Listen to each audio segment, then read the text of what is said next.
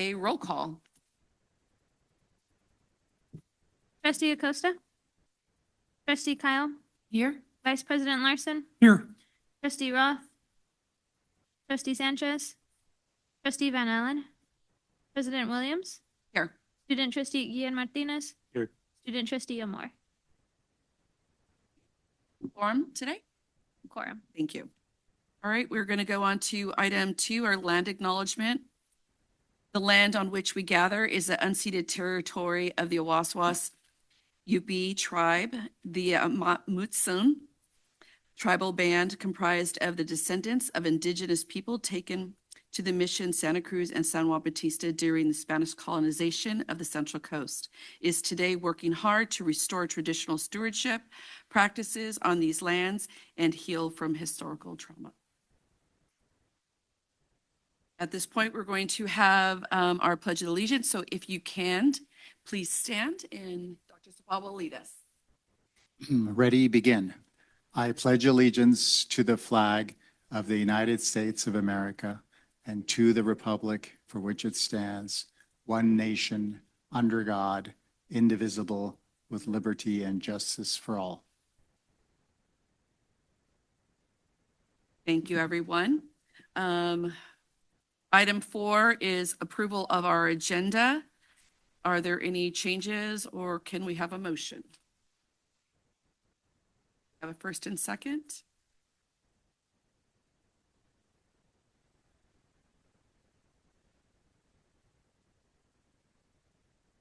All those in favor of the agenda? Aye. Oppose? Abstain? Okay, passes. At this time, we are going to open up to public comment. This is the opportunity for the public to address the board regarding items on the agenda. The board, myself, will not on the agenda. Thank you very much for that correction. We'll need to make that. Board President, recognize any member of the audience who was not previously placed on the agenda and who wishes to speak.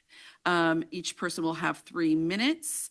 Is there anybody that has requested to speak? No request for public comment, President Williams. Thank you very much. And item 6, we are moving on to our student trustee report. First, I want to start by saying, sorry for not being last meeting. I had a lot of things going on, so I couldn't make it. But this 2 months, I've been working with Empower Watson. We're doing an event, like a TED Ed. Like we're gonna go up on the stage and talk about a specific topic that we chose. My topic is gonna be the importance of having student voice in and everywhere. And there's a lot of other like substance abuse, mental health, and there's a lot of other people doing like other topics. I haven't really asked them what their topics are. And I've been doing meetings with our principal at Walton High because a lot of kids don't like the idea that they're building a fence around the school. So a lot of students like asked me if we can make this meeting with the principal, and we did. And he was just explaining to us it's for safety. Like kids were fearing that it was going to become a like closed campus school. They wouldn't be able to go out for lunch and eat food. And I was like, they're not doing that, right? Because I don't think a lot of kids were like that. So, he was telling us that they're not going to do that. And I've also had meetings with the student advocacy group. We did a flower wall. So we went around different areas of campus, and we put like buckets of flowers, and people could just get a flower or make a bouquet of flowers and give it to someone else or keep it for themselves. It was to promote mental health and peace in our school. And I've also like been thinking a lot of where I want to go to for university, since I have like a week and a half to decide. So I have to decide now. And I'm almost there, but I haven't gotten there yet. So, but I'm almost there. Maybe next meeting well, I have to have a decision by next meeting. Next meeting, I'll tell you guys where I'm going. Thank you. Thank you for your report, and we're really excited for you. We're confident that you're going to make the best choice for yourself, and congratulations. That's awesome. We are going to go to see our item 7, the consent agenda. Do we have any questions, comments?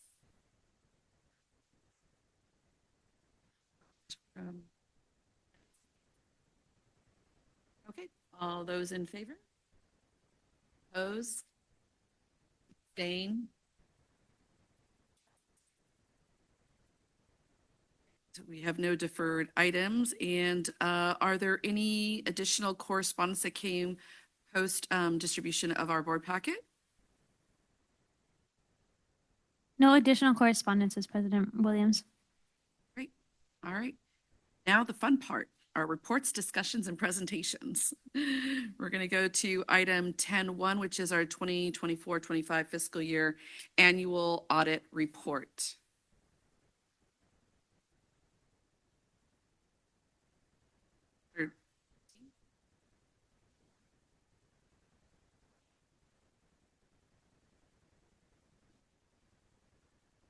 President Williams, if you wouldn't mind skipping this item until our presenters are ready to join the meeting. Sure, no problem. Okay, so then we're going to move forward to item 10.2, which is recognizing the Santa Cruz County Office of Education 2026 STEM Expo ISEF Winter. So I'd like to just start us off, first welcoming Dr. Marsha Russell who's joined us and will be talking to us and introducing some very special guests who are going to be talking about certain aspects of the STEAM Expo. I'm really excited about, and I think several of you were also present, of how the STEAM Expo has really evolved into a community event that allows students to be celebrated and uplifted and also to tap into their curiosity and their joy of learning. With lots of opportunities for them. There's lots of organizations that are tabling. There's artistic expression, of course, the science fair, and a variety of other components. And I think this was one of the best, if not the best, expo that we've had, and that really comes down to the amazing work that Marsha and Nicole Silva, our science coordinator, did in collaboration with a lot of different folks. Who really made this a huge success. And so we're really excited to share this report with you and for you to learn about, if you weren't there, some of the great highlights of that day. Marsha?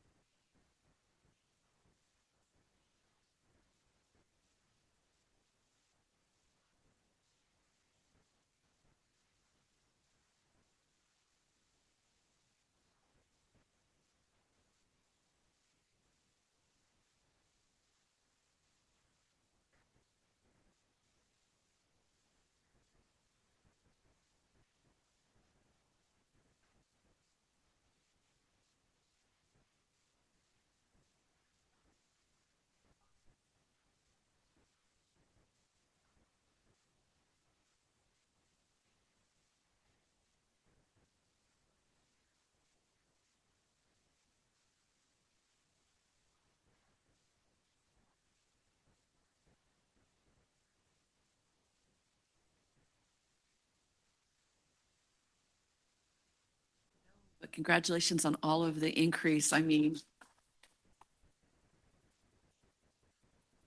representation is everything and, and we appreciate all the work that gets put into making sure that outreach is done with our students and accessibility is made for them. But so thank you. It sounds like it was amazing. Unfortunately, I couldn't make it this time, but thank you for the review. Is there any other comments from any other trustees? That, thank you.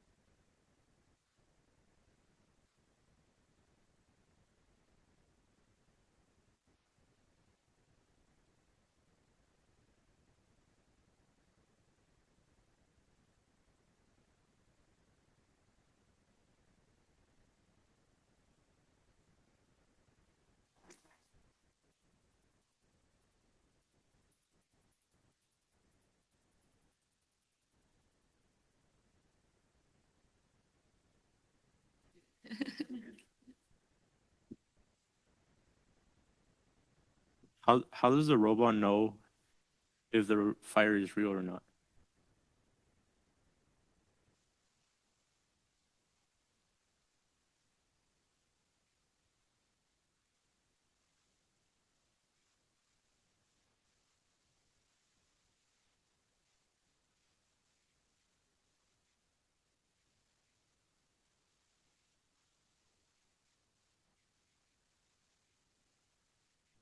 Were you able to do field testing or?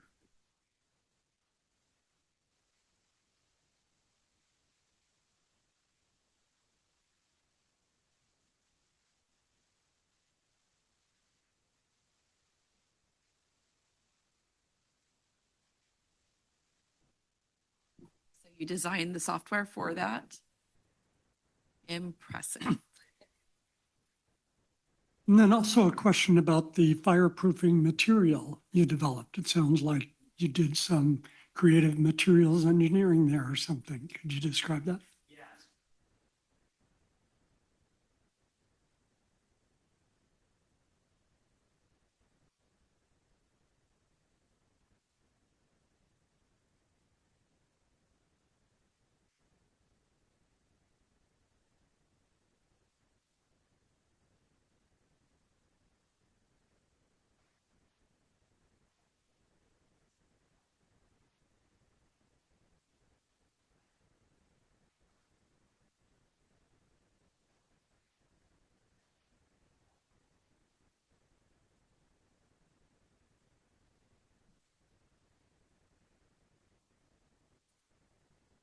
Follow-up question.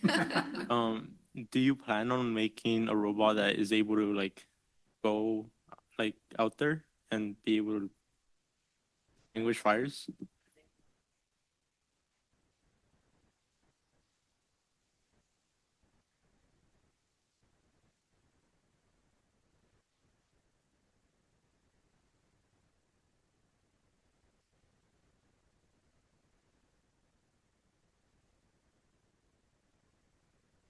I have to ask, do you happen to live in Bonnie Doon?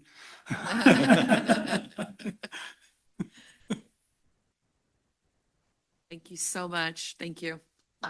You're good.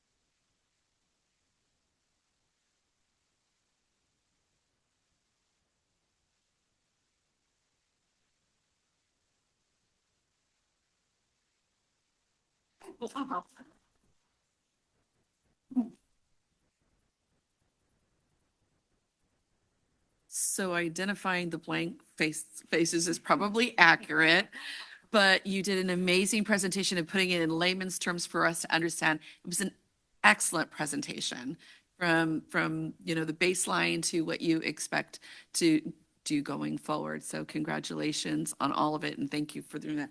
Any other feedback, comments, questions? Where do you plan on taking your like discoveries? Research?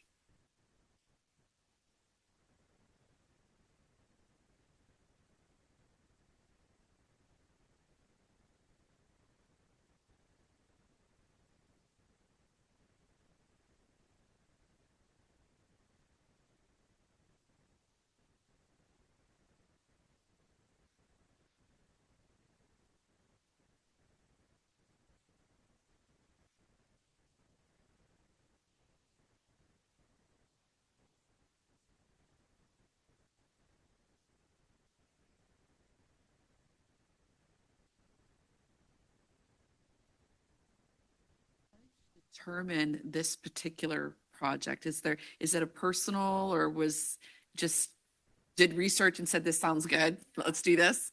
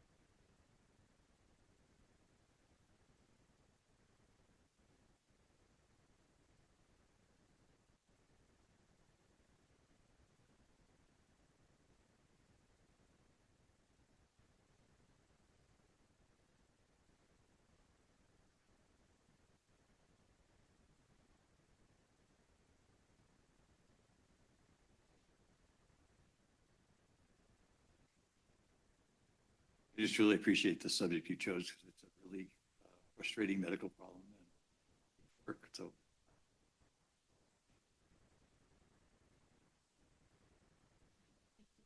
For your presentation and your.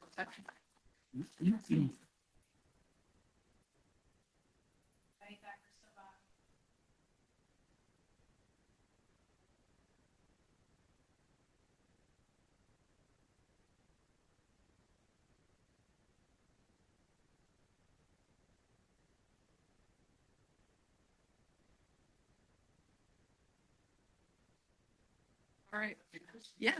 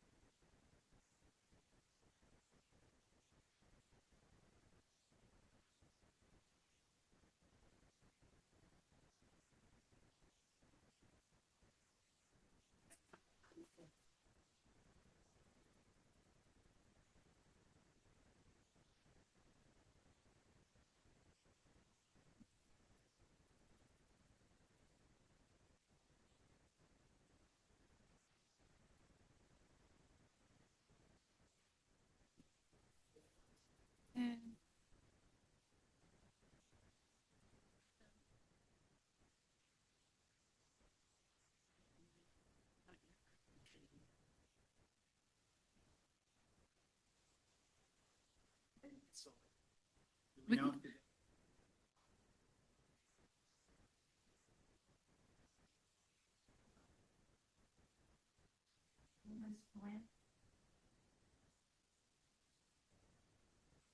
Okay, thank you very much. That was, those are the best part of our board meetings, honestly. Student presentations, we look forward to those. If we can have one of those every month, it makes the rest of it digestible. All right, we're going to move on to item 10.3, overview of our LCAP process and board role. And this is going to be presented, I believe, by Dr. Sabah, right? Yes, thank you. And I am going to be sharing some information, just kind of an overview of the role of the County Board of Education when it comes to the LCAP process. And I'll have Marcia and Becky help if I say something incorrect. They can help me out here.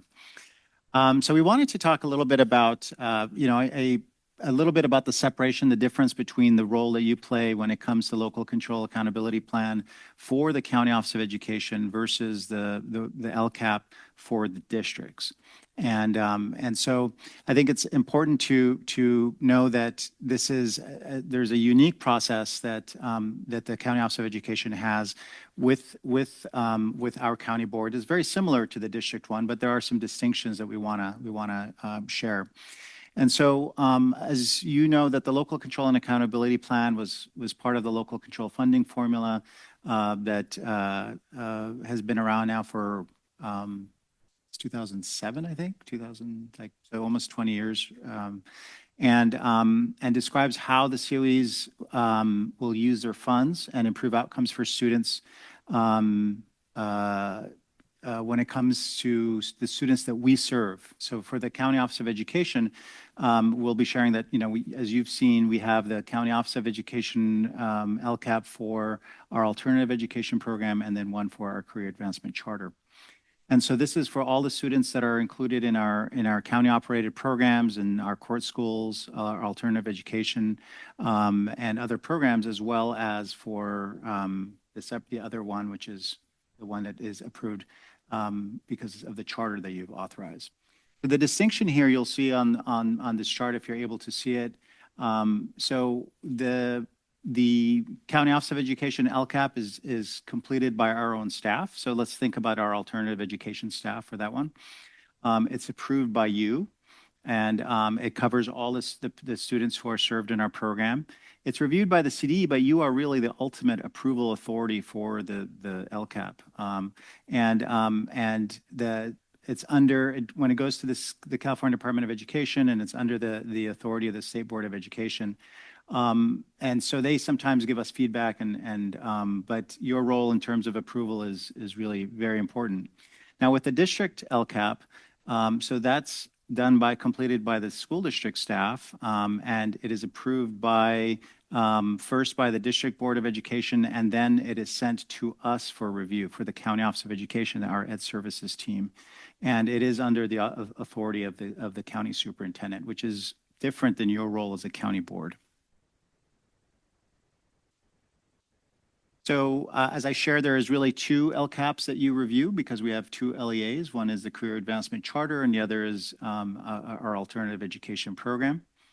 The legal authority comes from the Education Code, which is cited there, 52064.5 and 52071, which basically states that the County Board of Education holds final approval authority over the COE's own LCAP and the annual update.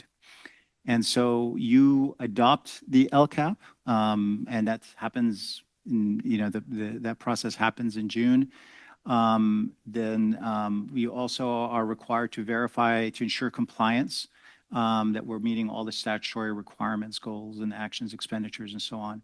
And your role is also to represent the public as the voice of the public when it comes to ensuring that our county programs are meeting the needs of our students, and especially our unduplicated students, because we get additional funding for students in the three categories of foster youth, English learners, and free students who qualify for free.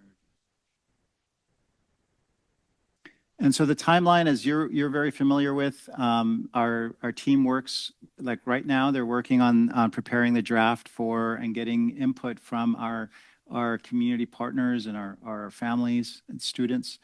Also during this time, you get, as we had recently, I think was it 2 board meetings ago, I think we had a mid-year report, which is from the current, that's, what's happening, the LCAP that's for this year. We continue to have educational partner engagement and review and incorporating the recommendations from our community into the plan for next year. And then in June is when we bring the LCAP to you. There's 2 meetings, one where we have a public hearing, and that is the official way that we give an opportunity for the community to give input. And then we bring it back to you with any changes and get your support for approval. And then we submit it to the California Department of Education. And so some of the things that you look for in your role are looking for the goals for its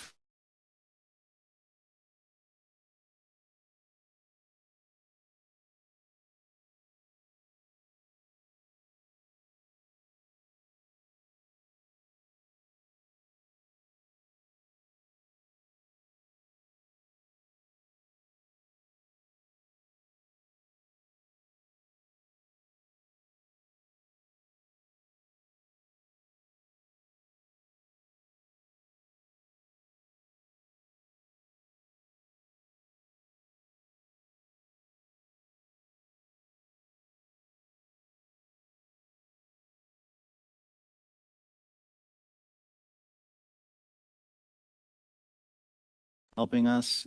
So you look at the process, and that's an important part of that.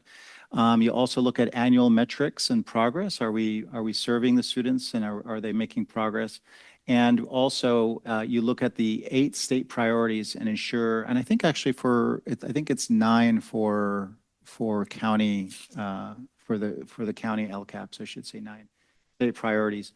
And so you look for ensuring that we're meeting those priorities when we present it to you. So as you're familiar, we also have to obviously part of the process is that public hearing, which requires notice, and we don't get a lot of folks coming here to give us their thoughts on it, but it's an important part of this process that we're incorporating the voice of our community. And then so when it comes to your action, if you adopt it, you make a motion, of course, at that second board meeting after the public hearing. Your vote is of course recorded, and then it's submitted to the CDE. The adoption has to occur before June 30th, and you can also you can incorporate amendments and changes, but as long as they comply with education. If you choose to decline to adopt the LCAP because it's incomplete or fails some of the legal requirements, you can direct the staff, the superintendent and staff, to return the plan for a subsequent meeting. There is no external disapproval, so you are the final decider when it comes to this process. It almost never happens. This rejection is rare, but there is a kind of process that exists for that, and you have to have a good reason for that rejection. In certain situations where there is not a great working relationship between the board and the county superintendent, this has been a place where that lack of relationship has led to tension.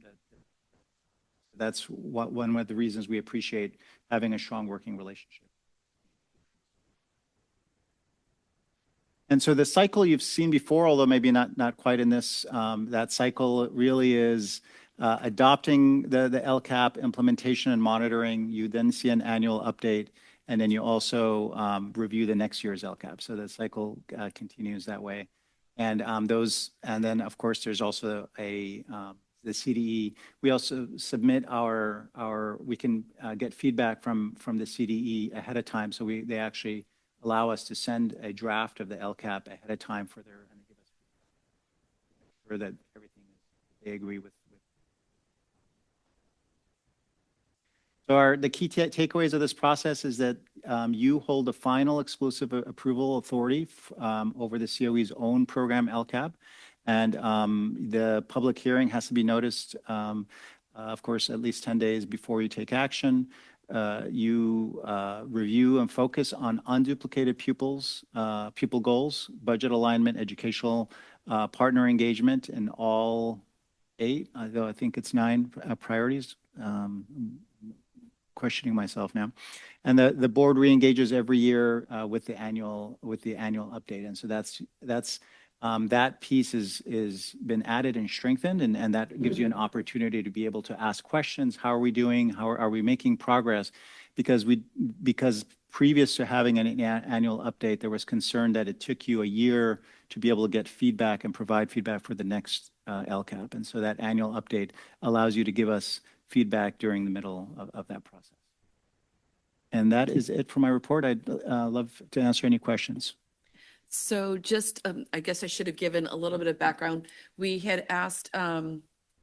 Sabah to present sort of an overview of the LCAP ahead of what the deep timeline that we were going to get into. And instead of having a separate learning session, he offered to do a presentation, which I think was amazing. Thank you. A great summary, the deliverables that we have. So thank you. Any other questions from? I had a question about the Community Advisory Committee. I may have gotten the exact name wrong, but since you have 2 different LCAPs you're writing, are there 2 committees or representatives from both populations on the one committee?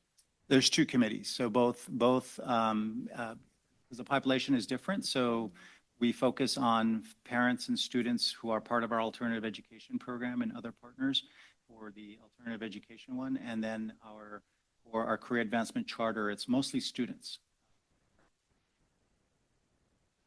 2 separate processes. And my question is along that same line, but first, thank you to the president for requesting this, and it's great to have and very clear and helpful, being new to LCAPs and all that. So my question was along the same line of public engagement, and I understand CACs from when I was active in traditional schools, but the parental and partner and family engagement, when I think about alternative education, and we must have 40, 50 different classrooms scattered from Highlands to Watsonville, all around the county, single classroom sites and multiple classroom sites. And given the population we serve, you don't have an easy PTA to go to communicate out. It just creates an extra challenge. And I was wondering, any tips for conquering that? Well, I think you're absolutely right. It can be challenging. I think one of the nice things about having older students is that they're able to participate more completely in the process, which is great. We also have certain committees that are required, like our ELAC committees, our English Learner Advisory Councils, our site councils, and so there's these meetings that we're already working hard to incorporate, and so that's part of the process, is to make sure to incorporate them. Also, as much as we can, we try to have the students help us bring their parents with them, and that helps. But I have to say, it is challenging, and to get a lot of parent involvement and participation in these meetings.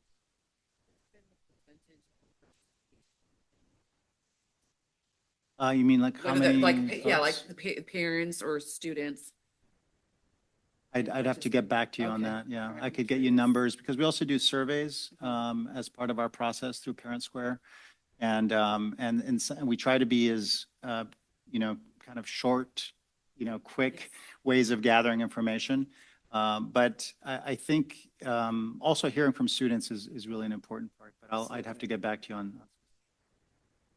Following up on the president and something the superintendent said. First, President, you evidence at every meeting, like you did tonight, you can only manage what you measure, and you track your performance.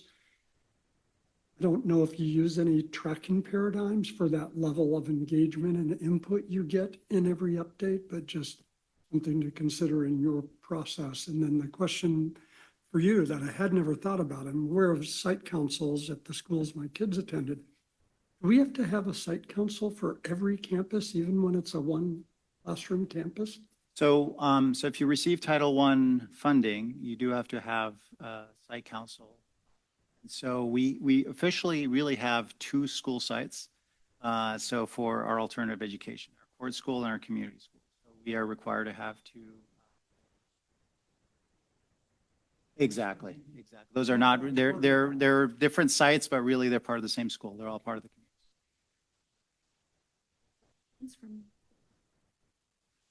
Student trustee, Appreciate it.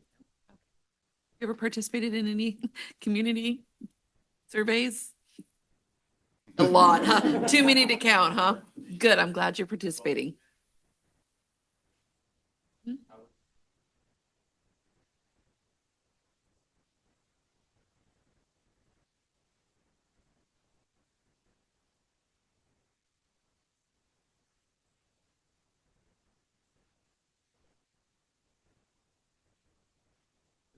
The D is for district, so the district is, DLAC is the district, English Learner Advisory Council. And DLAC is for the school.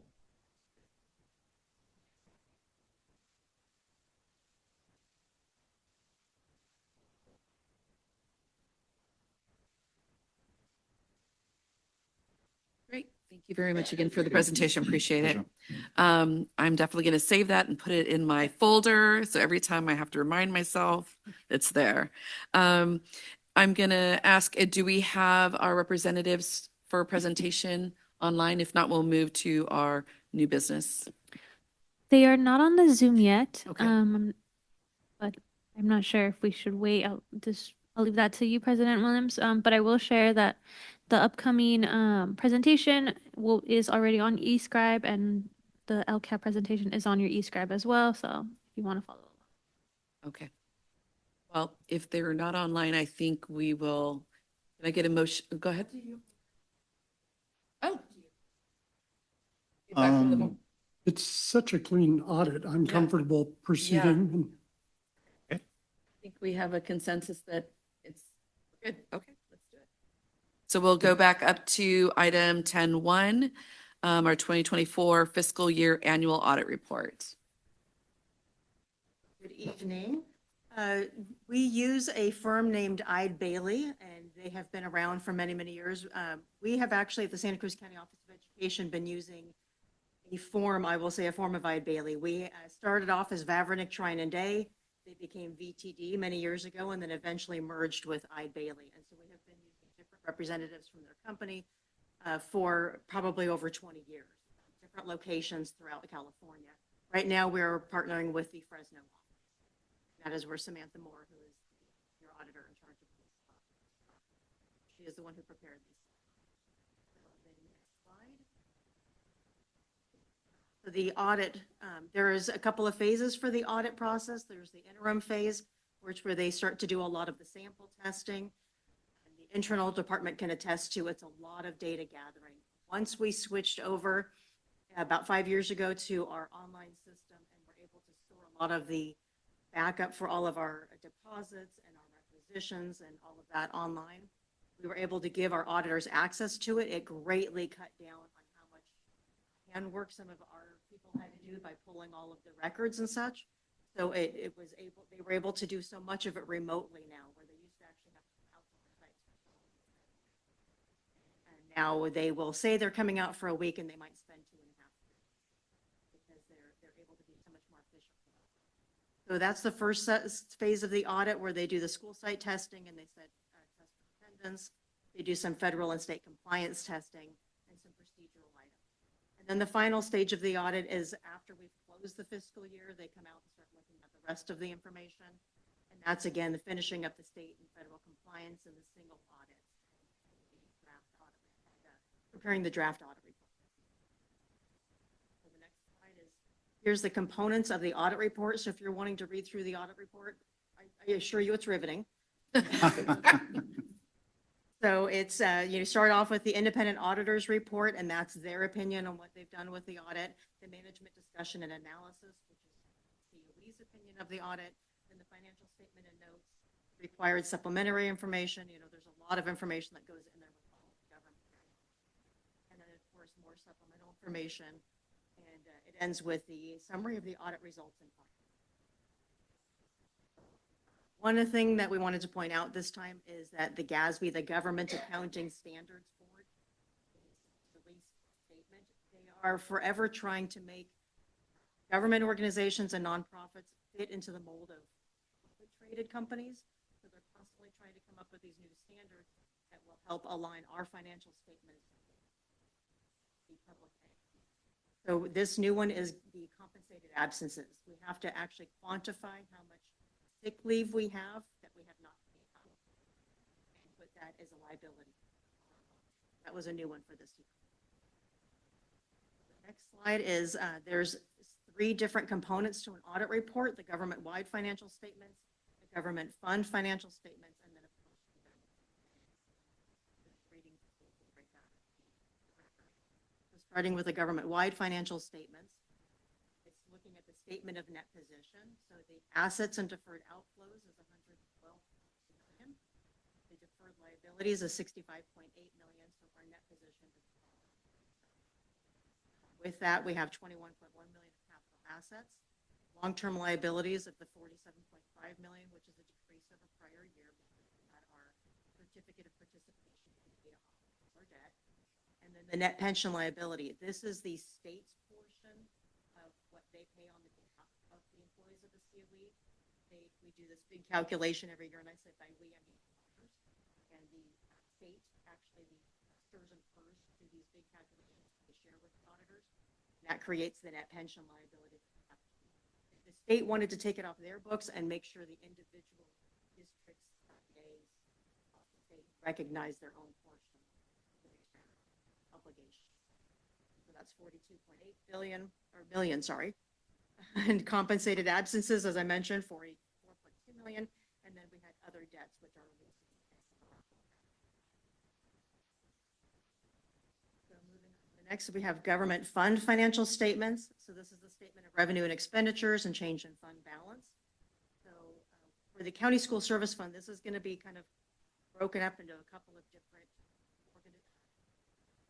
fund accounts. So county school service fund is going to be our fund 1 and our fund 17. We have revenue and other sources of 82.8 million, expenditures of 70.1 million, which results in an increase of 12.7 and an ending fund balance of 53. And then we have a earmarked, or what they call, it's basically assigned and restricted ending fund balance at 50. So the special education pass-through, we have a fund 10 because we operate a SELPA, which means we get all of the money in from the state for all of the member districts of the SELPA. We pass it out to all of the members. So all of the money comes into our fund 10 and then it just passed out. And that is what you're seeing in the special education pass-through fund. 8.5 million came in, 8.8 million came in, 8.5 million passed out. And so we resulted in a slight decrease with the ending fund balance. And then the non-major funds, and so these are the remaining of the funds that we have. So the fund 11, the fund starts off with the 7.3 million in revenues, 17.6 million in expenditures. So we decreased the other funds by 3 million with an ending fund balance. And then the total you can see on the grand total of ending fund balance.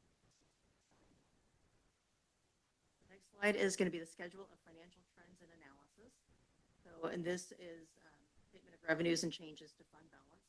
So we started in 25, 12.7 million, which is a change from prior year of the an increase from prior year of the 1.6 and 2.4 from 2023.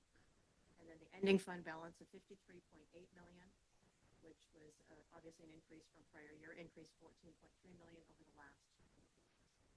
And then the reserve fund balance, as the board has approved, is a 5% reserve. The ADA you can see is listed on the bottom. Also audited as part of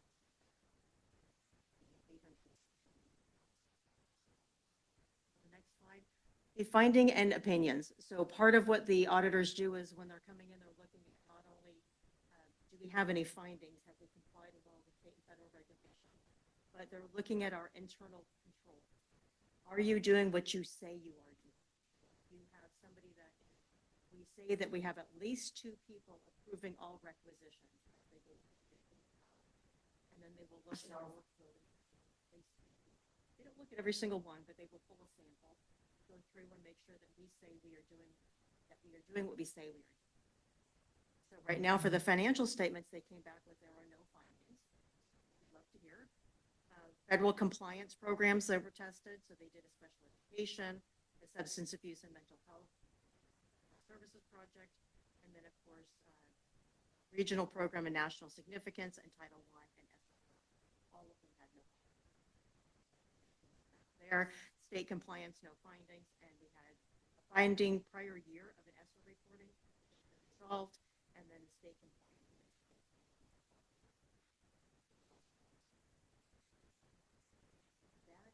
And I want to give a big shout out to internal, because this was all Melissa and Michelle's doing, so they did an amazing.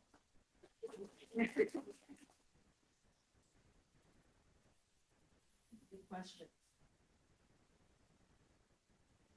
It's impressive after an audit like that, that you have no findings. And I think I recall from the reading that even the findings from the previous year, they had no financial impact. They were already mitigated. So kudos. That's amazing. Thank you.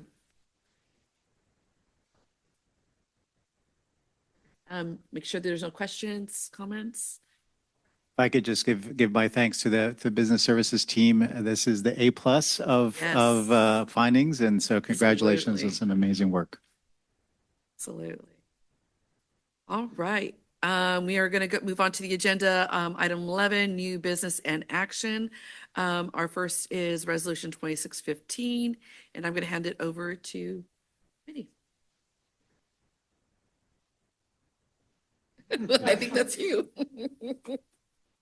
Trustees, we have a bunch of resolutions tonight, and the first one is Resolution 2615, eliminating the use of the N-word and all hate speech.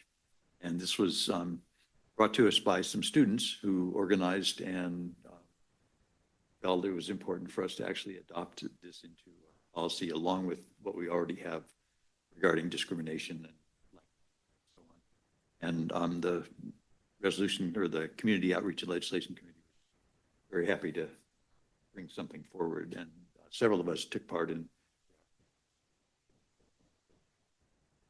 I just wanted to say, I know that the students couldn't be here. Are they? Yes, Oh, Amara's oh. here, yes. Sorry, let's please. So, Would she come in? Yeah. Right. We have one of the students that initially brought forward the City of Santa Cruz School Division. What? I'd like to just welcome Amara to speak tonight. I just have to say how inspiring Amara is, and the students from the Black Student Union. They worked with the Race and Equity Committee in Santa Cruz City Schools, and you're going to be hearing about that work tonight. And not only have they gotten this resolution in place for Santa Cruz City Schools, but bringing it to you and presenting at the last board meeting. I just want to say how inspiring these young people are, standing up for what is right in our schools, making sure that our students and our community is really emphasizing that sense of belonging. And so thank you for your leadership, and welcome.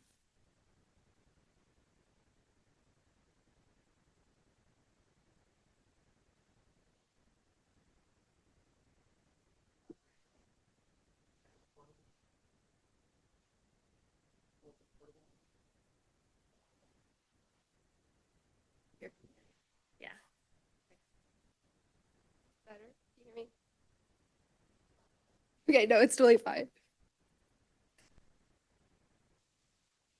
Okay, so yeah, I'm Amara Anderson. I'm the president of the Black Student Union here at Santa Cruz High, and I know some of my other board members came a few weeks ago and talked to you guys a little bit about this, but this is just our official presentation that we also gave at the Santa Cruz City Schools board meeting on March 11th. So, how do I change the slides?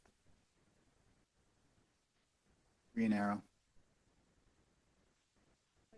So a little bit about our advisory history. Throughout this committee, we've gotten to work really close with Chris Monroe, who's our superintendent, and she's just been like a big part of helping us get this through and being really supportive. She was told us about how the advisory was created after George Floyd's murder and when there was a lot of unrest in our community, not knowing quite where to go after that. And that was kind of the birth of the Race and Equity Committee and just a lot of the work that we do, just protecting students of color in our schools. So our advisory purpose is to make recommendations to our superintendent to make sure that students feel safe and welcomed and included at our schools. Our committee historical outcomes are to establish a system for students and to propose curriculum adjustments and content units of study and courses and to develop new policy and protocols and to provide input on issues of race and equity for Santa Cruz City schools. But a lot of the experiences that get shared, we come up with in our county-wide Black Student Union meeting is another space that we talk about a lot of this stuff. So just having those multiple spaces that are provided to us is super helpful. What we've accomplished this year is new curriculum adoption, ethnic studies, which is ongoing. It's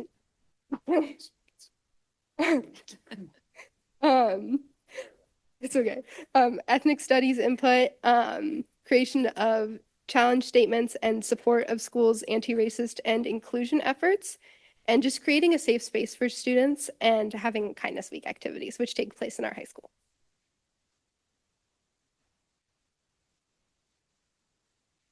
So why language is our focus is because language shapes culture at our schools.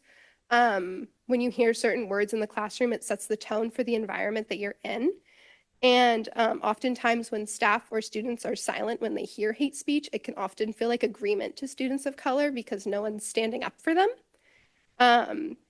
And through the Race and Equity Committee, we've just really given students power to shape the culture in our schools and in our classrooms. We've done a lot of group work. During our last Race and Equity Committee meeting in February, we broke off into different breakout groups, and we had a group that worked on slogans and a group that worked on maybe different approaches we could take to addressing hate speech.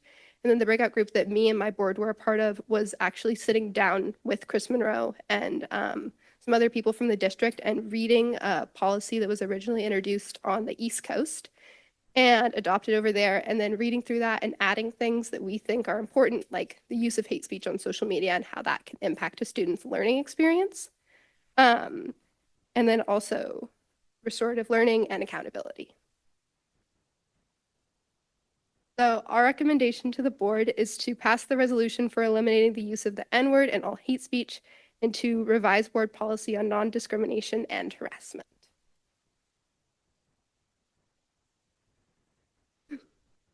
You.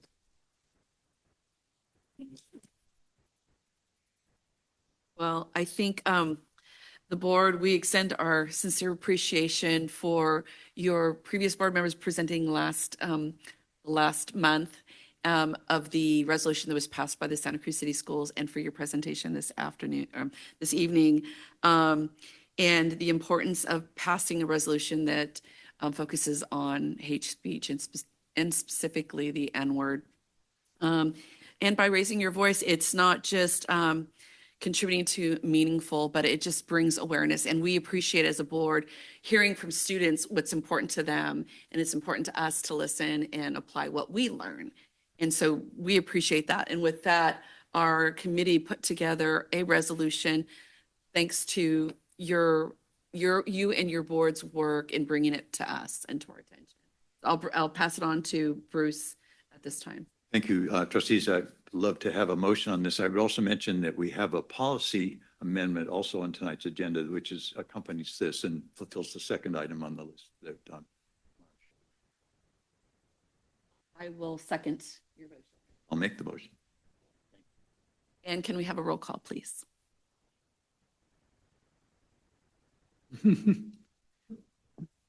Just talk loud.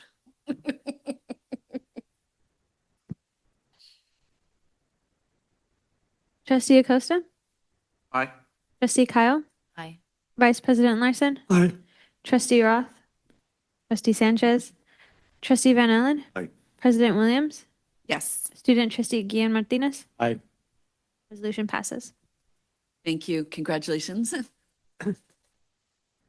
And if I may, just one comment to Amara. Thank you for your presentation. You were so well spoken despite juggling lots of things, changing your position, stuff going on around you, yet you stayed solid and great in your presentation throughout. Thank you. Absolutely agree. Just so our next item is that policy Yeah. change, so it's related to what Yeah. they just presented. So item 11.2 is the board policy. It's a first reading and aligning our policies with our core values and strategic vision for our students, educators, and schools is essential. And so accordingly, we are updating a recently approved policy to explicitly reject the use of derogatory language consistent with the newly adopted Resolution 2615. The change, the addition is highlighted in yellow, and You have that open. Would you like to read it? the addition is that, because the whole resolution is quite long, but, or the policy, but, the addition is the County Board of Education believes that all forms of harassment and discrimination, including the use of derogatory language, slurs, and demeaning speech based on the characteristics outlined in this policy, which had been previously mentioned in the policy, directly undermine the COE's mission, vision, and core values. Actively working to eliminate such behavior, including racism and hate speech within COE schools, is both a legal and moral imperative. The COE affirms our commitment to actively recognize and intervene in violations of this policy and to cultivate an inclusive and supportive environments for all students and staff. That's the addition to the policy.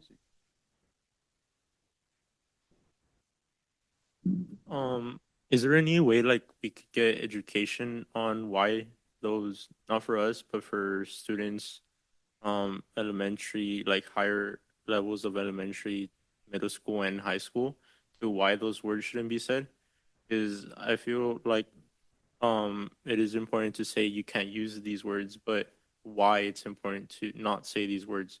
At PV High School last year, we had this group of youth that started a presentation. They started a group, Care Bears, I think that's what they called it, and they went around classrooms. In each classroom was a different topic.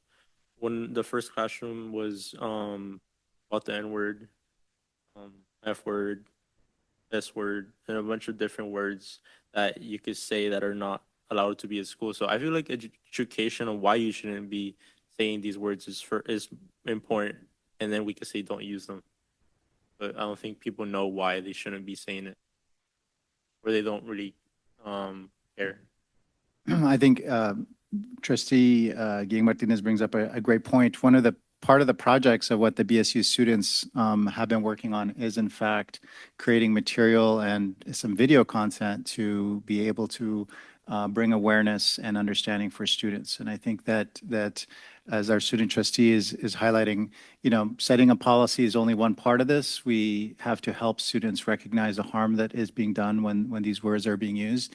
Amara, would you mind sharing just a little bit about some of the work that you've been doing with the BSU on making content and just kind of learning content and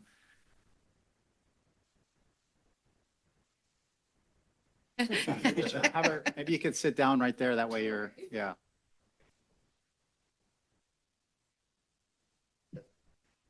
On the table. Yes, thank you. Yeah, so BSU this year has been working on a PSA video addressing the use of the N-word in schools. But also the Race and Equity Committee, as a part of our policy, also is working on rolling out slogans, pledges, and more education materials for schools, as well as possibly some trainings for staff on how to handle hate speech use in the classroom and how to address it without making it feel like it's allowed. And then the slogans and the pledges will go into more elementary, middle school areas, and then kind of more of the trainings and some posters and things like that will go to the high schools.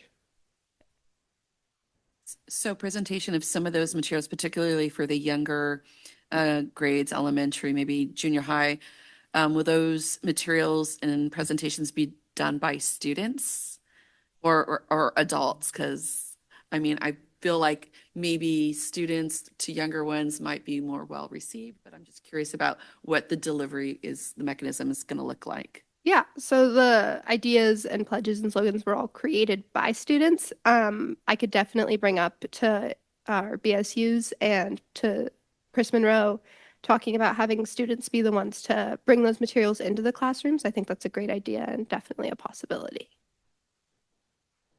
Yeah, that's what they did at my old school. They got students to give the presentations, and I feel like it works like that because I feel like students are going to listen more to older peers instead of teachers. And also, I was wondering, do you have any like examples of slogans or the material that you guys are creating? One of their slogans, and this was the first time that we had, I believe, middle schoolers at our race and equity retreats. So one of the slogans they came up with was "Don't hate, appreciate," and "Better words, a better world." So we're talking about putting those on posters and putting those up around our.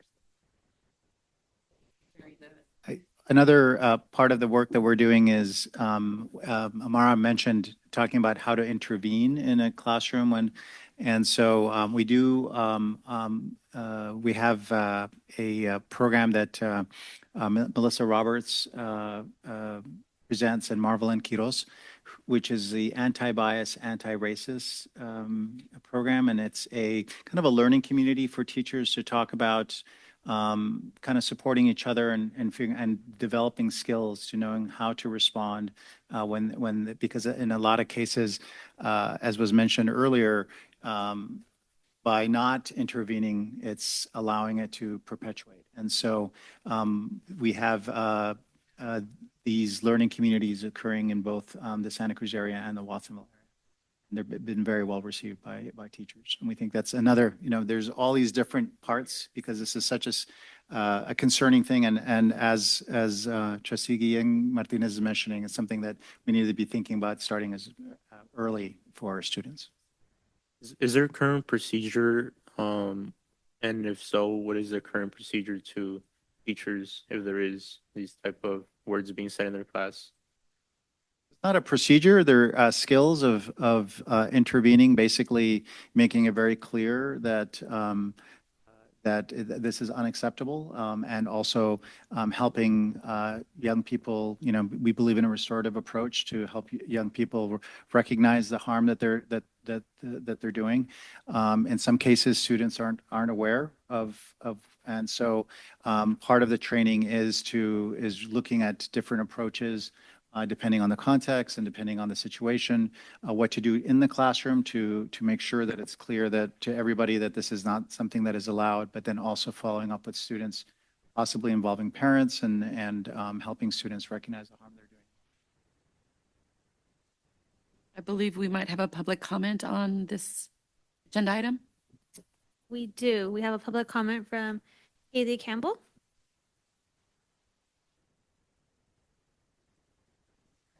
Oh. Have a seat. Join us. It's a conversation. Thank you. My name's Collie Campbell. I'm actually a math teacher at Santa Cruz High, and it's nice to see you guys. Thank you for letting us be here today. I just wanted to comment on that wonderful community of practice that Melissa Roberts and Marvelyn do. I'm the only teacher from Santa Cruz City Schools who attends that in the entire district.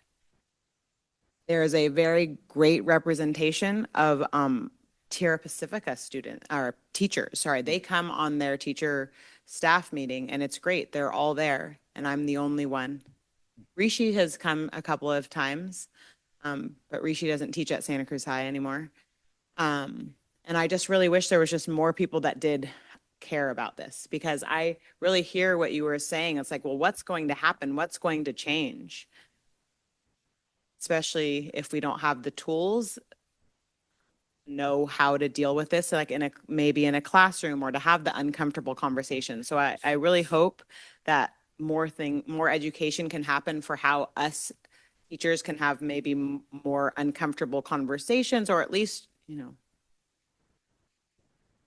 So I'm glad that you highlighted that. I really want more people to come to that, and also more people, maybe if it was phrased also that it's like anti-bias. Again, sometimes it's not just racism, it's anti-bias, anti-racism. We all have biases. I do too.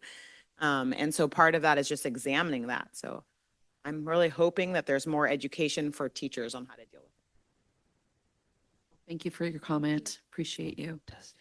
Testing, All right, at this Testing. time, testing, yes, of course you can. testing. Absolutely. Well, first of all, to me, it's super important that you've kind of focused on language because, I mean, someone could think, well, that's not the same as physical violence or something like that, but the language is the environment that we live in and that we get our ideas and our understandings of other people in. So it's not actually disconnected from violence and other forms of harm.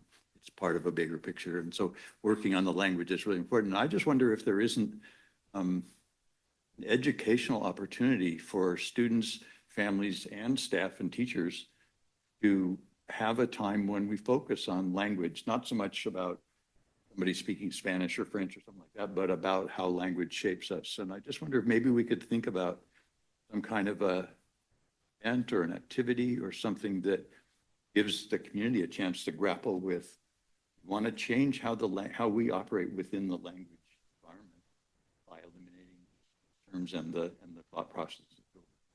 I don't know, this is a very vague idea, but it seems to me that continuing to push on this in all areas, including education, and it could radiate out to the wider community, is part of what we want to be doing, I think. So anyway, just a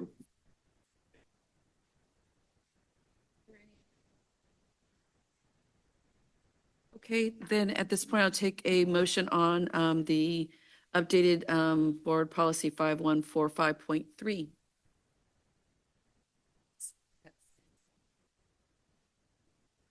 thank you again. All right, and we'll have a roll call. Oh, there's voice. Okay, all those in favor? Aye. Any opposed? Passes unanimously. Thank you so much, Amara. Thank you. All right, following we have several resolutions, 2616 through 2022. I don't need to introduce each and every one of them. So I'm going to leave it to the committee chair to take it from here. I'll just do the. The next one is 11.3, resolution in support of Day of the Teacher. Not sure I need to advocate very hard for that here. But I think the only thing that I would say is I've often said I have a deep respect for two professions, and that is educators and farmers, mostly because they are foundational to our communities. They require a significant level of commitment, and they do it without a significant financial reward many times. And so I think, honoring a day a week it's kind of one of those things is like we should be honoring them year long, but I appreciate you bringing forth this resolution. any questions? I don't want to sit here and make all the motions. I will make a motion. Thank you. All right, we're going to do, I believe we have to do a voice vote for this one. Roll call, I'm sorry. Roll call, yeah. Student trustee Guillen Martinez, trustee Acosta, Aye. trustee Kyle, Aye. vice president Larson, Aye. trustee Van Allen, president Williams. Yes. Resolution passes. Likewise, 11.4, in support of Classified Employees Week, they get a week. Wow.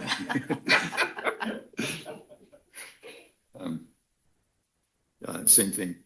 Any questions or comments? No, but just to say thank you because they make all of the work that the educators do possible and ensure that our schools are safe and functioning. So thank you, classified employees. I'll move that one.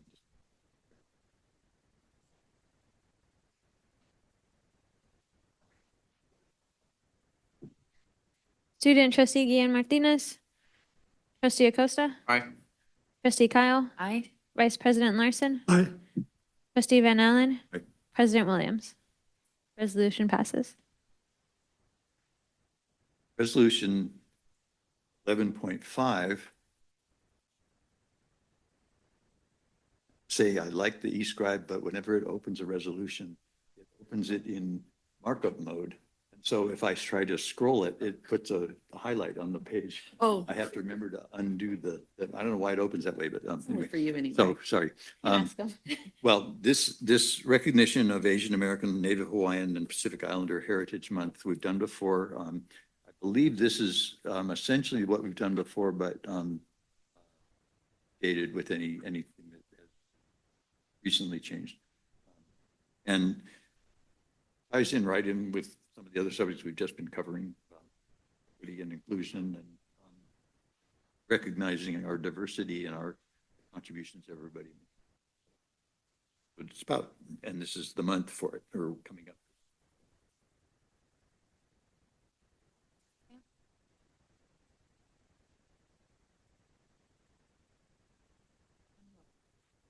Student trustee Guillen Martinez.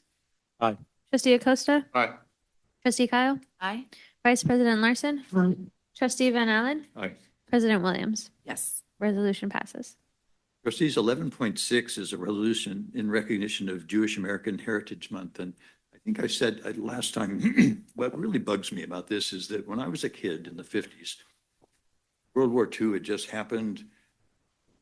The Nazis had been defeated. The Holocaust was over, and although not really.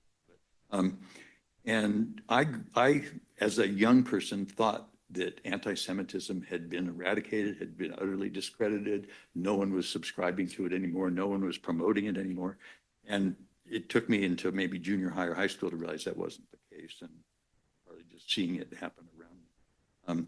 So this is, to me, an incredibly frustrating area, but it's also really crucial that we address it again right now in a time of increased anti-Semitism that it's not actually about, I won't editorialize, but just to me, it seems very important for our board to once again speak out. And important to recognize the heritage and celebrate it. Motion from. Second. Student trustee Guillen Martinez. Aye. Trustee Acosta. Aye. Trustee Kyle. Aye. Vice President Larson. Aye. Trustee Van Allen. Aye. President Williams. Yes. Resolution passes. Trustees, 11.8 is 11.7. 7, yeah. Recognition of Mental Health Awareness Month. This is something that I really appreciate our COE and our board for recognizing the importance of this for our students and our staff and our teachers. Awareness of mental health challenges is part of how we deal with them. And if we deny it or not recognize it in other people, then it's a failure. It doesn't help the person's condition. So we have some amendments here that are designed to sort of add to it and strengthen it from.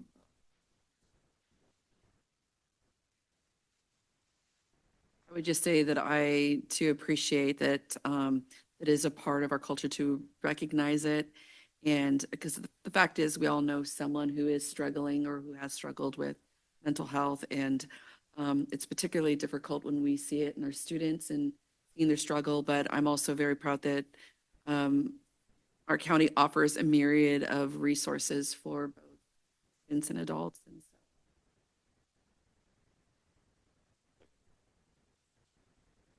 Any other comments?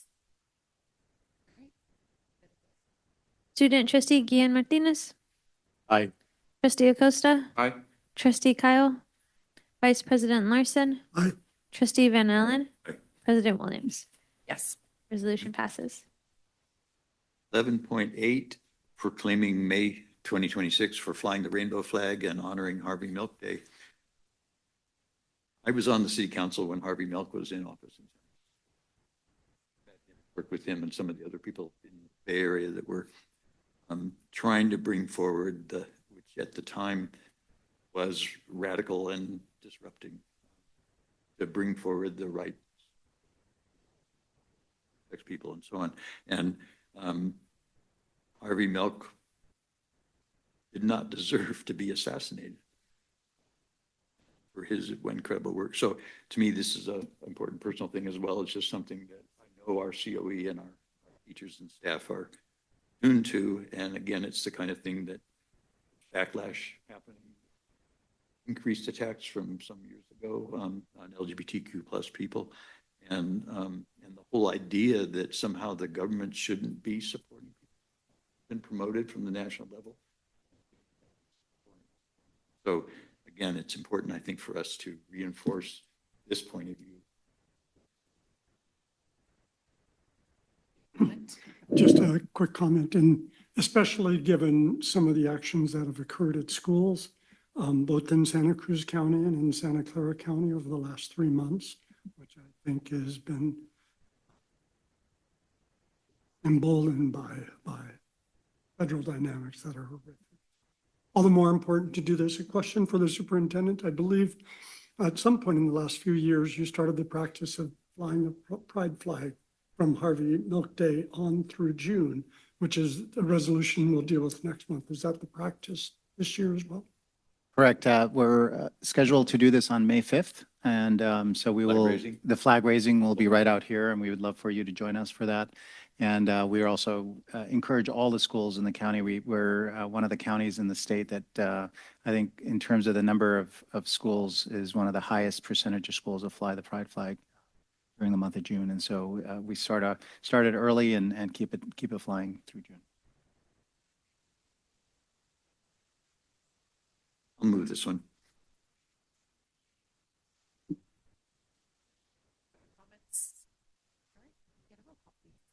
Student trustee Guillen Martinez. Aye. Trustee Acosta. Aye. Trustee Kyle. Vice President Larson. Aye. Trustee Van Allen. Aye. President Williams. Yes. Resolution passes. Trustees, 11.9 is stimulated by recent events in Santa Cruz and Washington. Predator who's being paroled. Such people do deserve to be able to re-enter society, but I think we've appropriately recognized that people do not always recover from their, they still be dangerous, or at least still inspire fear that they are still dangerous. So given what happened in Santa Cruz and Watsonville recently,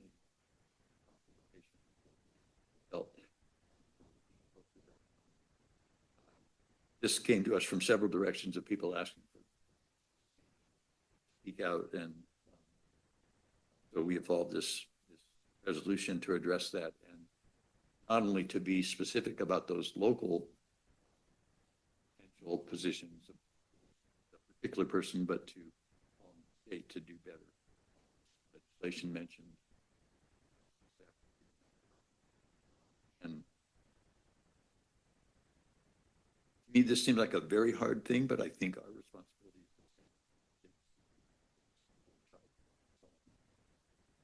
calls for expanding the existing set of rules about those placements to give a little more protection to like the child care center. Places where kids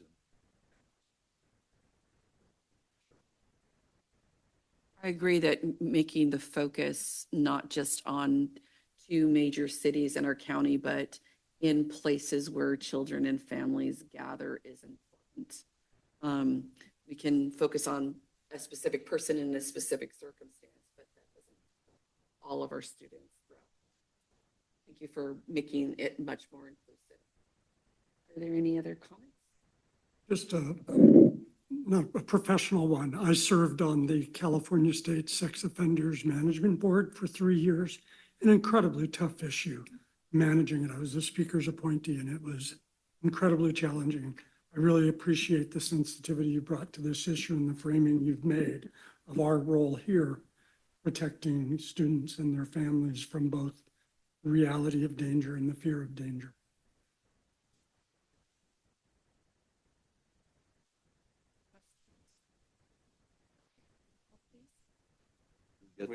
I'm sorry, don't- motion. I'm sorry. Okay, thank you. Kyle and. Yes, correct. Thank you. Student trustee Gian Martinez. Aye. Trustee Acosta. Aye. Trustee Kyle. Aye. Vice President Larson. Trustee Van Allen. Aye. President Williams.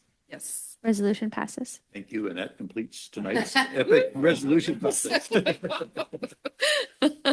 All right, we're moving on to item 12, the superintendent's report. Thank you so much.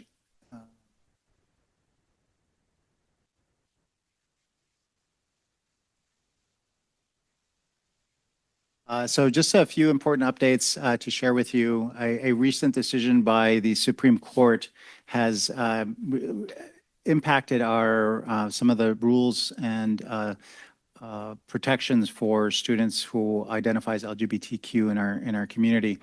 So the Mirabelli v. Bonta decision, and we'll share with you a presentation about this, which we're sharing with folks, was a lawsuit that was brought forward by parents who were opposed to legislation that passed in California to protect student privacy when it came to their gender expression specifically. And this was brought forward by parents as well as by staff. And there was a current recent decision by the Supreme Court, which removed an injunction. But the bottom line is that if parents contact the school and want to know absolutely anything about students, including the gender expression plan, it's required for us to share that information with parents. In addition, the part of the lawsuit also includes the ability for staff members to speak with parents about students' gender expression, the pronouns they're using, any chosen names that they've identified. So as a result of this, we think it's important for students to know that if they come out to our staff and if we put together a gender expression plan, that is something that parents have access to. In addition, if parents ask us not to utilize students' pronouns or their chosen name, we have to honor the parent's request. And so those are some of the changes that are in place as a result of this decision. We also received some new guidance from the Attorney General about for early childhood education providers when it comes to immigration rights, how to respond to if there was any immigration action taking place inside in a ECE facility, a preschool or a childcare facility. And so we put together a training that we were sharing with our early childhood education partners. It's very similar to what we've already done in our schools, with the exception that our protocol at schools now is that if immigration officials are coming onto campus, we go into what we call secure campus, which is to lock the facility and have a district office representative or a county office representative engage with immigration officers in the parking lot outside of the facility. And so this is something that hasn't occurred in anywhere. And so but we have a plan in place and are providing training and support for folks with regards to this. So that presentation is also will be shared with you. I did want to share also that the U.S. Department of Education is continuing their effort to dissolve the Office of the Department of Education. Specifically, they've dissolved the Office of English Learners at the federal level. And the White House has put together a new federal budget being proposed.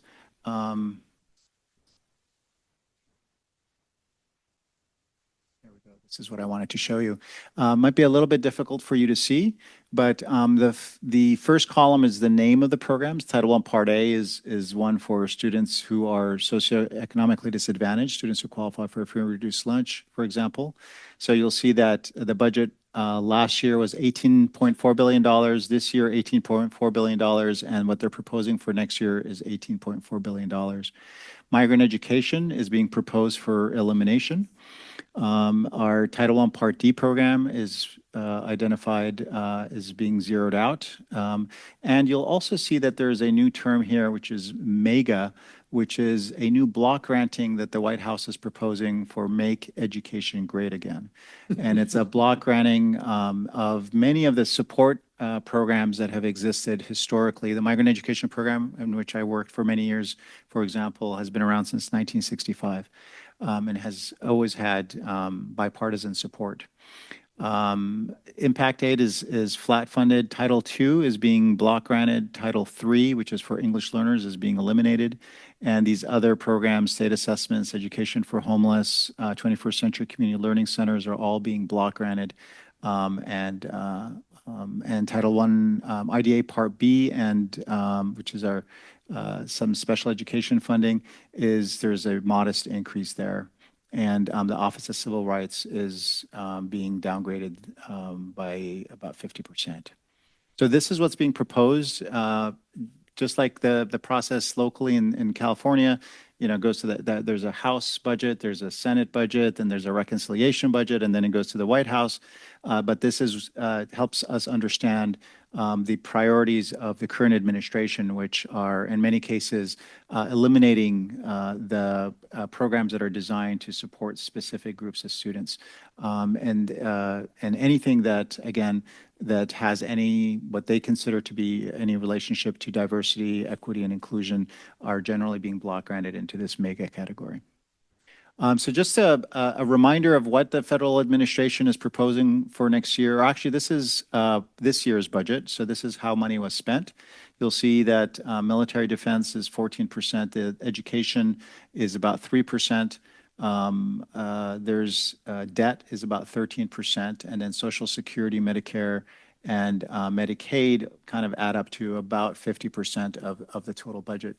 The military budget is going up from about $850 billion to about $1 trillion for next year. And so that percentage is anticipated to go up, and the education is going to get thinner and smaller because they are making billions of dollars of reductions, $2.9 billion. Oh, no, I'm sorry, $76 billion of reductions, which is 2.9% of the education budget being proposed for reduction.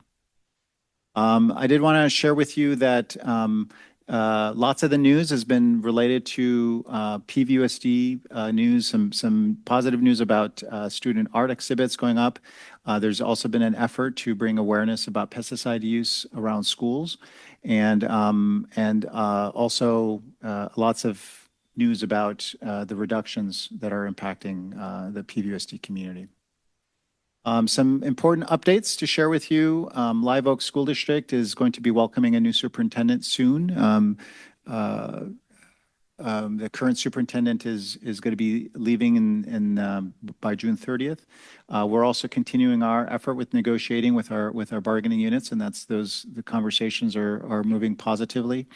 And I did want to share with you that the county is going to establish a youth commission and having young leaders to participate in supporting the county and advise them. And so really excited about young people like Vicente here, our student trustee, being involved in leadership activities. And I hear he's already thinking about running for office in the near future, which is very exciting.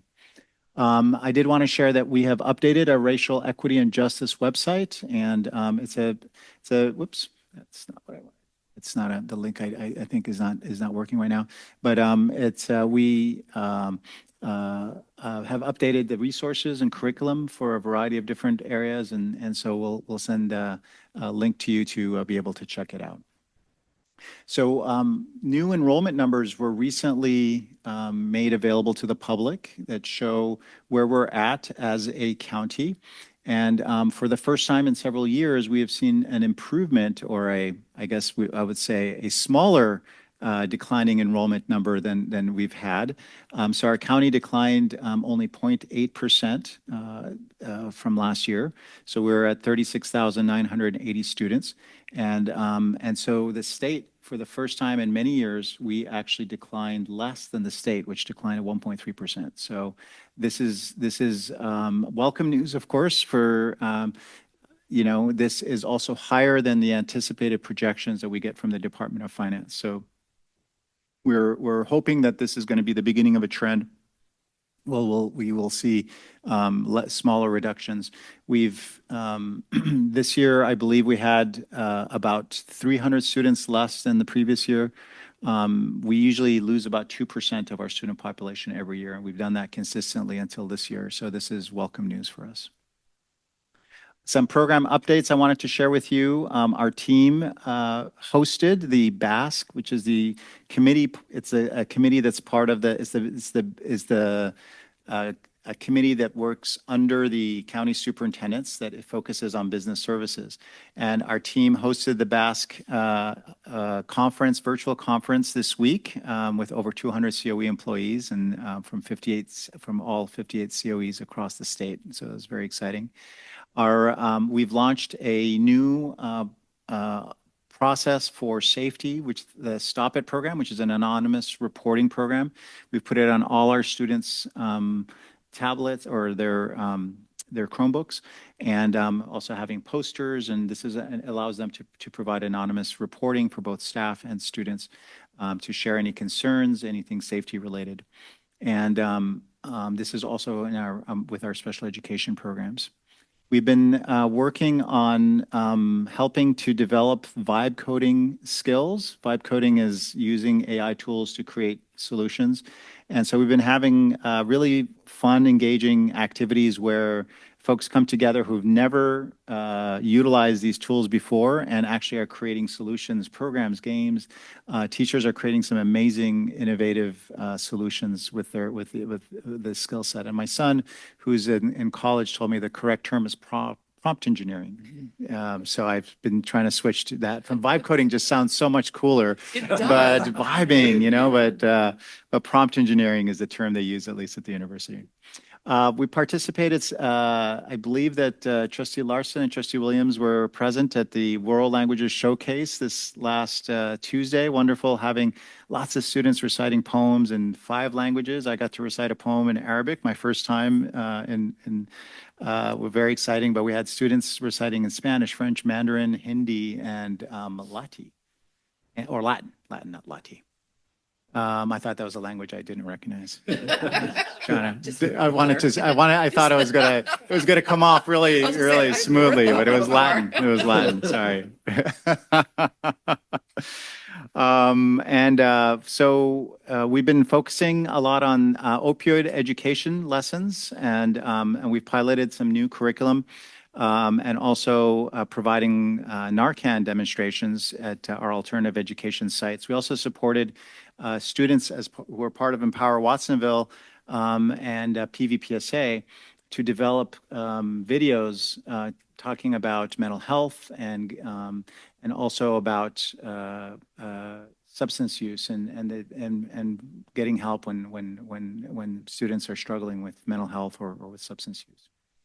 And we are really excited about the Youth for Environmental Action Summit, which is taking place on Monday. We have the biggest signups ever, 250 students. And so this is really exciting. We'd love it if you can join us. It is a little bit of a trek up into the mountains, but really a wonderful opportunity to connect with students and learn from all their great work. So here are some additional events. I already mentioned the Youth for Environmental Action Summit. United Ways, United in Purpose Awards is on April 23rd. Do we have any space? We still have space. Our own Nikki Barra is getting the Volunteer Service Award. So we'd love it. There's going to be a train ride, so very exciting. Fashion Teens, April 24th. We are hosting the Queer Prom again at Sequoia Schools, which is always a lot of fun. And there's also going to be the Live Oak School District Farm and Food Lab Benefit Dinner taking place on May 1st. And Cultivating Hope, a collaboration with United Way and our Youth-Led Leadership Alliance is taking place on May 2nd. And then, as I mentioned, on May 5th is when we will be having the flag raising. And, there's a whole other page of stuff. All right, here we go. Okay. So flag raising on May 5th. We have our all-staff appreciation picnic on May 6th, the math contest on May 9th, the Queer Youth Leadership Awards on May 9th as well, so busy day, May 9th. Santa Cruz Food Insecurity Symposium, which we are supporting. Our Black Grad event is on May 24th. And our graduations will start the last week of May between the 26th and 29th. And we'll also be participating in Santa Cruz Pride on June 7th. So you'll see more of these at our next board meeting as well, but would love it for you to be a part of these events. And I'm happy to answer any questions you may have. Yeah, a lot going on. We'll A lot start of with great student things. trustee. I was just like thinking about the funding that they're proposing for next year, the federal government. If they do take out the migrant program education, would that like make it so next year there's no migrant program? It's a great question. So the funding that is being proposed is on the federal fiscal cycle, which is different than most of our funding starts on July 1, but their funding starts on October 1. So the migrant education program is funded through the end of September. If and in fact they do cut it, that would mean that the program there wouldn't be funding for the program on October 1st. Because that program That's is about really, it's about $3 million, I believe, that they're funded. that program is really good. I'm part of that program. Oh, wonderful.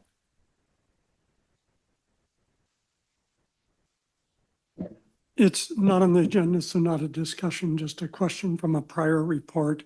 I know we had to do a backfill for the Head Start program. And I was just wondering, maybe in a future meeting, you could report on the status of that on a go-forward basis? Yes, that we'd be happy to do that. The Community Development Incorporated, I think is their title, is a group that is, we just met with them today and they are working on starting up the programs. They've started a partnership with PVUSD and we'd be happy to give an update. They're still working on reestablishing the Head Start program. My question goes back a few slides back about the launch of the mental health report or the safety reporting. Is that just with the COE schools or is that countywide? It's so it is at COE schools, but most of our school districts have. There's really two main ones: Stop It and another one that sounds just like Stop It. WeTip. That's it. WeTip. And so most of the school districts already have a reporting. But this was only for the county office. Okay. Be interested in as it's post launch and after some time to see what if students are utilizing it. Is that about safety, like facilities or more social? Could be anything, but it's anonymous, and so students have an opportunity, like if there's a bullying situation and they want to make an anonymous, it could be about a staff member, it could be about really anything. There's a whole protocol that we've developed that will go to different folks to be able to respond quickly. Students are able to identify themselves if they wish, but it's an anonymous. We'll get a copy of your presentation. Be uploaded. I think it's already perfect. included, right? Perfect. Oh, no, yeah, okay. Because there was a lot of dates there, a lot of things I'd love to attend. Are there any other comments or questions? Did you say the Stop It app? Yes. Well, I've heard a lot about it, but at Watson Mall High, I've heard that it doesn't really work. Like the staff that don't really pay attention to it.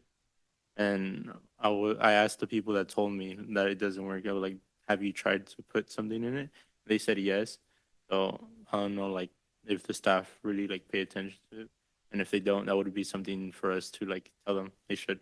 Because if they're describing this as a resource that they could get resources or something's happening and they could tell them and it will get resolved, but they're not actually doing it, then no one's going to be using it. Agreed. Yeah, I think it's only as good as the people who are responding to it. Yeah. And I'd be happy to reach out to the principal at Watson. But we do have a safety committee, and so the part of the safety committee include administrators from our alternative education program as well as the superintendent's office, and so there will be multiple eyes on any complaints that come. Ready to responding quickly.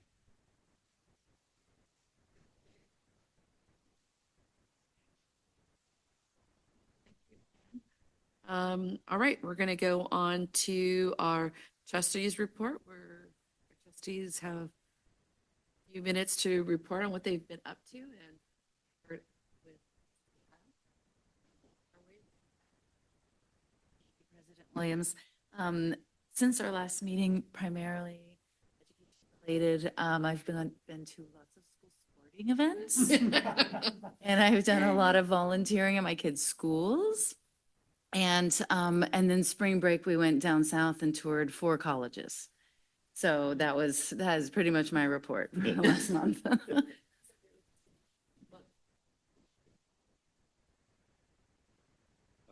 Thank you. I had, well, went to committee meetings. Greg and I were at the name of the celebrating education event last week, Annual celebration. which was really fun. That's pretty much it.